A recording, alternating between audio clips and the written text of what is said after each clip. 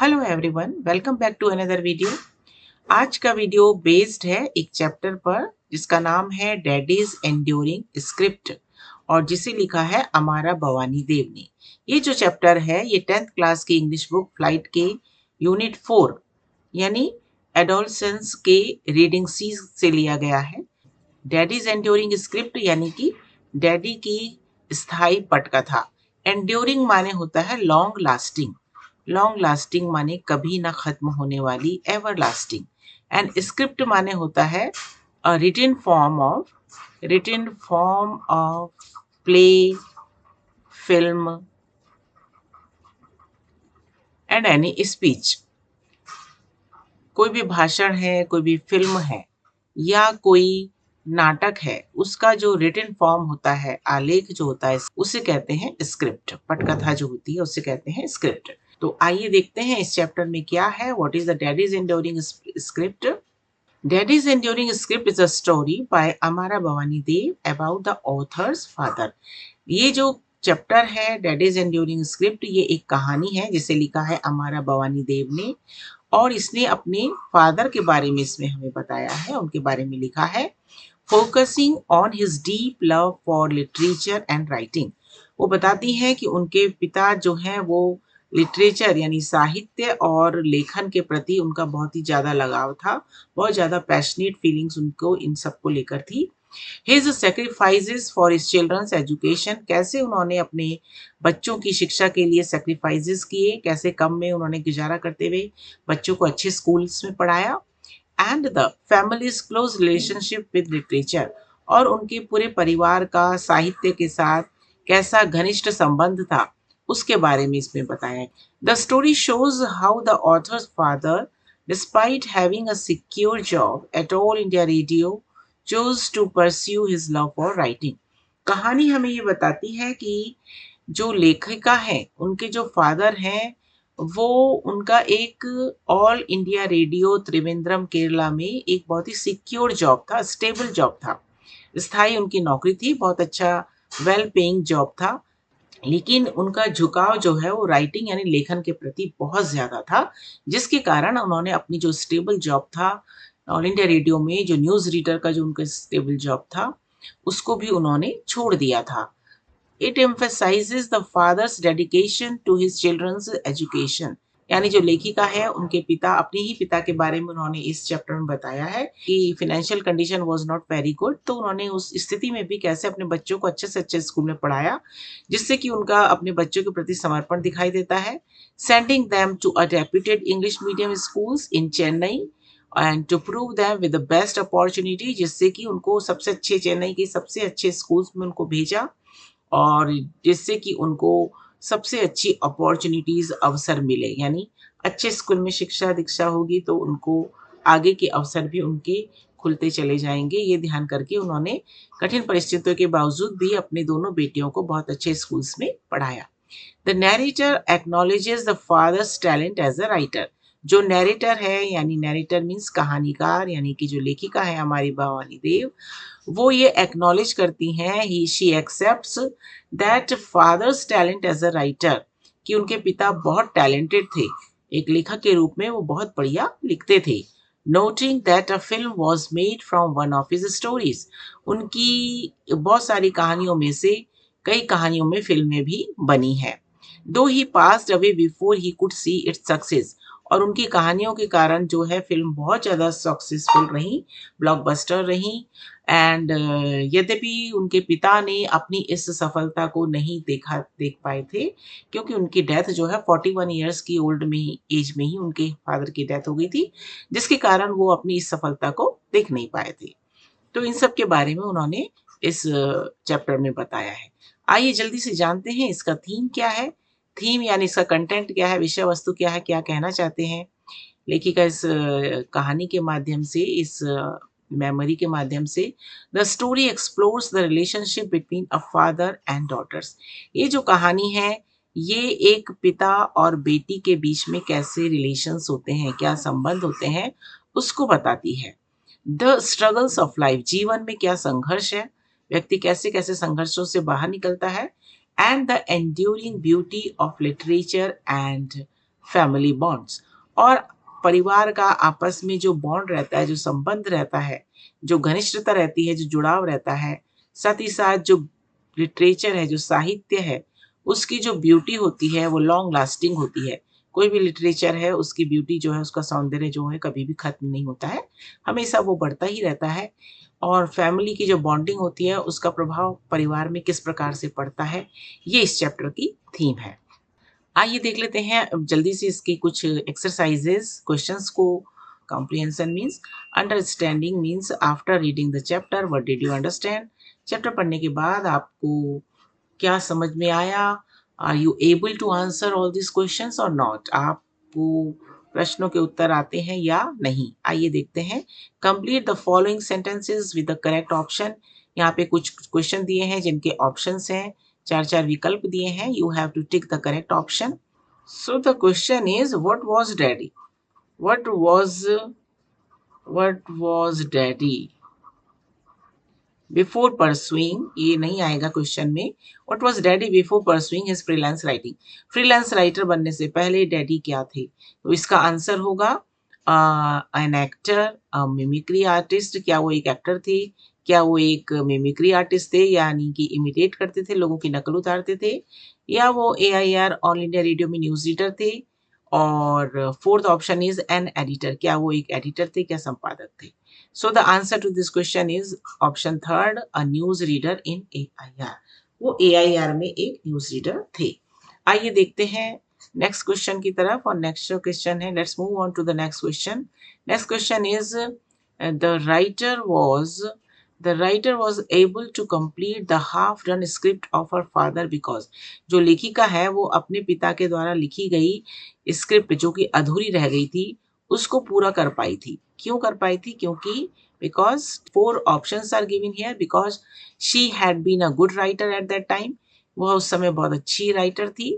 Second option is she had a copy of rough sketch of the script, उसके पास अपने पिता के द्वारा लिखी गई एक रफ कॉपी थी।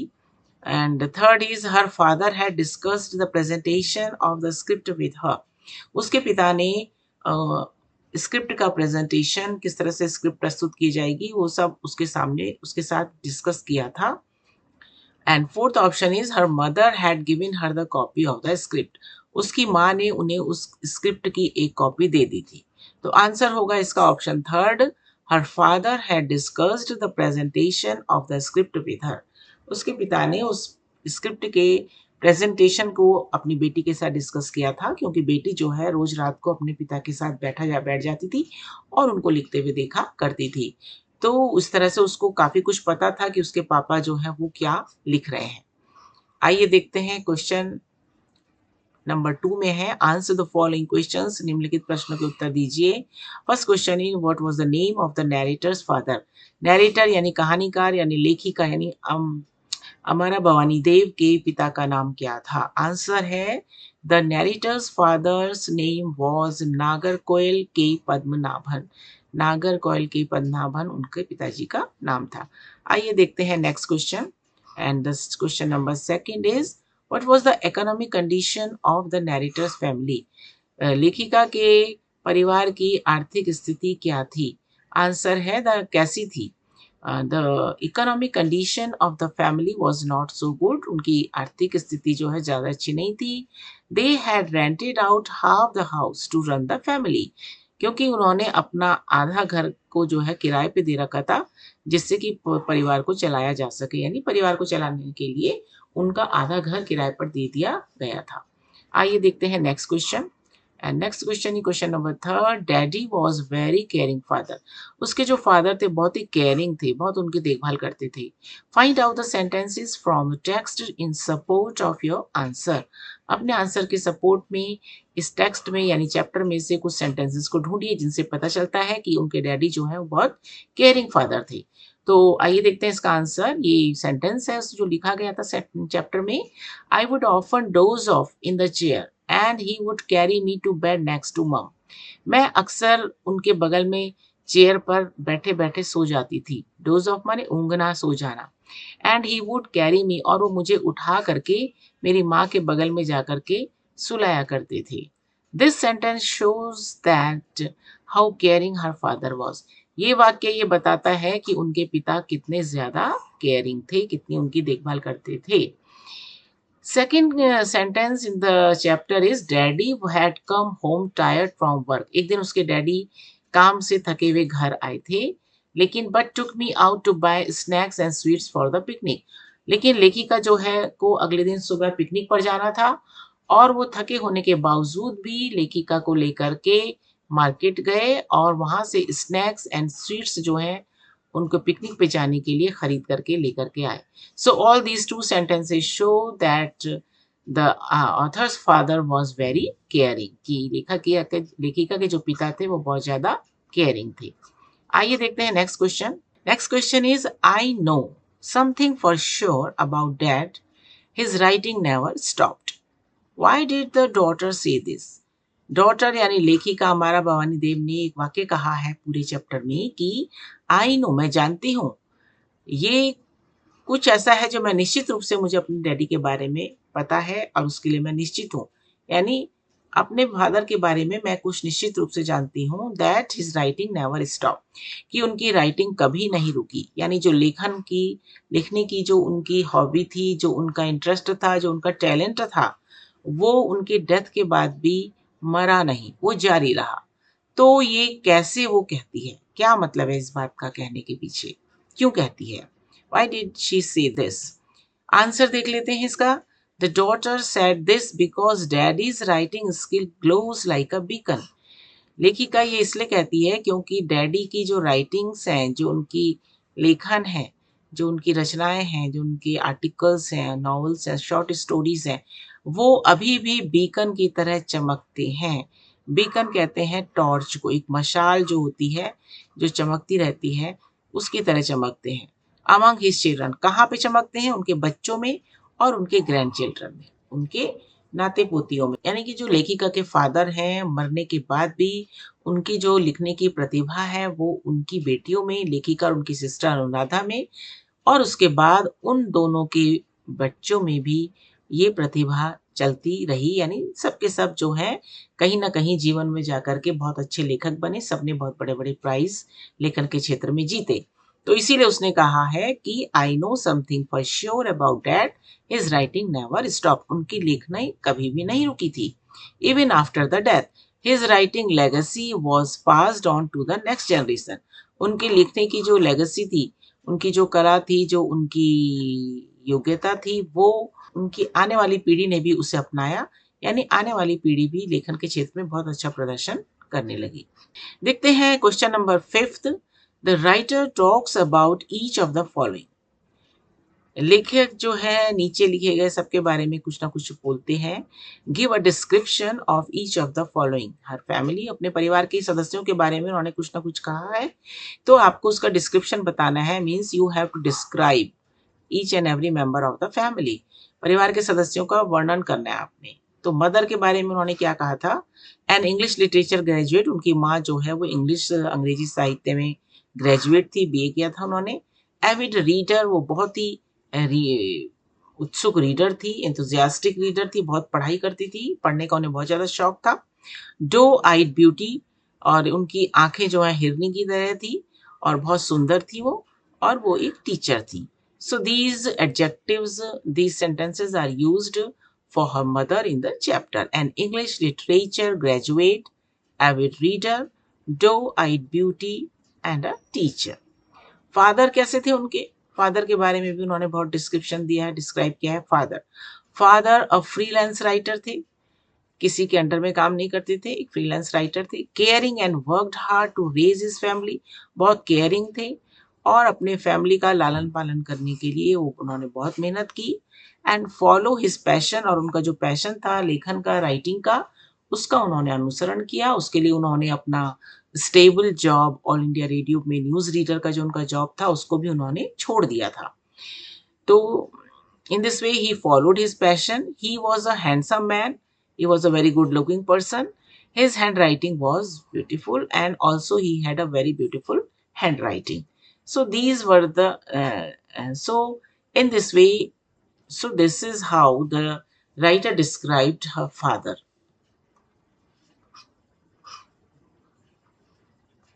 आइए देखते हैं सेल्फ यानी स्वयं के बारे में उसने क्या कहा। मैथमेटिक्स टीचर थी ये, लेखिका was a mathematics teacher, a passionate story writer, वो बहुत लघु कहानियां भी लिखा करती थी। एन एंथुजियास्टिक पर्सन, बड़ी उत्साही व्यक्ति थी, कभी भी उनको आलस वगैरह नहीं आता था। She always full of energy and ready to do anything new, हर काम को करने के लिए हमेशा तैयार रहती थी। उनकी सिस्टर कैसी है? मार्केटिंग प्रोफेशनल थी, उनका जॉब था मार्केटिंग प्रोफेशनल का। And she was also a good writer and won many prizes in the field of writing. उनकी सिस्टर भी बहुत बढ़िया लेखिका थी और लेखन के क्षेत्र में उन्होंने भी बहुत सारे प्राइज जीते थे। आइए देखते हैं नेक्स्ट पॉइंट क्या है। The condition of the family के बारे में उन्होंने क्या डिस्क्राइब किया है। होम, होम कैसा था उनका? The home was modest with white washed walls and green Windows. उनका घर एक छोटा सा प्यारा सा घर था, मॉडेस्ट माने not very big not very small, एक बहुत ही अच्छा सा घर था। एंड उसमें वाइट कलर की वॉल्स थी, दीवारों में वाइट वॉश हुआ था। एंड ग्रीन विंडोज, जो खिड़कियां थी वो हरे रंग की थी। A big garden around it, पूरे घर के चारों ओर एक बड़ा सा बगीचा था। एंड एन इनवाइटिंग पोर्च, और एक बहुत ही खूबसूरत सा पोर्च था उनका, बहुत ही अट्रैक्टिव था। Inviting means attractive. Next point is life style. Life style माने जीवन शैली कैसी थी उन लोगों की। They manage to have a good life style. उनकी फाइनेंशियल कंडीशन ज़्यादा अच्छी नहीं थी, इसके बावजूद भी उनका जो लाइफ स्टाइल था, जीवन यापन की जो शैली थी, जीवन जीने का जो तौर तरीका था, वो उन्होंने बड़े ही अच्छे तरीके से मैनेज किया था, यानी दे लेड अ गुड लाइफ। वो एक बहुत अच्छा जीवन जीते थे। पैशन, पैशन माने होता है जुनून, a deep desire, a strong desire to do something. कुछ चीज करने की जो तीव्र इच्छा होती है उसे कहते हैं पैशन। सो पैशन के लिए उसने क्या किया? Right from the father to the youngest daughter, every one had passion for writing and reading. Father से लेकर के सबसे छोटी बेटी तक, घर के हर सदस्य को लिखने का और पढ़ने का बहुत ज्यादा शौक था, अति शौक था, जिसको कह सकते हैं हम पैशन। यानी all the members of the family had a great desire to in reading and writing. So this was the last point of this video, and here this video ends. I hope you liked the video, and at the end of the video let's summarize the main points. आज हमने क्या पढ़ा? This chapter is in the form of a tribute to a father from a daughter. एक पिता के लिए एक tribute है, एक श्रद्धांजलि है एक बेटी की तरफ से। So here the chapter ends, and I hope you like the chapter. Thanks for watching. Stay connected. Soon we will meet again in the next video. Till then, take care. Goodbye. Thank you for watching.